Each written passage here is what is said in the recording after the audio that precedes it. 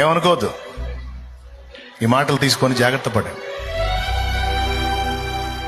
ఈరోజు నువ్వు అవమానాల్లో ప్రయాణం చేస్తుండొచ్చు, తృణీకారాల్లో ఉండొచ్చు, కానీ వాటిని నువ్వు తీసుకోవద్దు. దేవునికి అప్పచెప్పేసి, నా అవమానాలని నీకే అప్పచెప్తున్నాను తండ్రి అని దేవునికి స్తోత్రం చెప్పేసి, నా తండ్రి చిత్తం అయితే నిన్ను ఘనపరిచే రోజు ఒక రోజు వచ్చింది, రాకపోయినా పర్వాలా, తప్పకుండా తెప్పిస్తాడు. అన్యులకి అవకాశాలు ఇచ్చిన దేవుడు నీకెవడా? నీ తలనెత్తడా? నిన్ను ఆశీర్వదించడా? నువ్వు అహానికి పోవద్దు, తగ్గించుకో, దేవుని వైపు చూడు. తప్పకుండా నిన్ను ఆశీర్వదించే రోజు ఒక రోజు ఉంది, నీకు కృప చూపే రోజు ఒక రోజు ఉంది.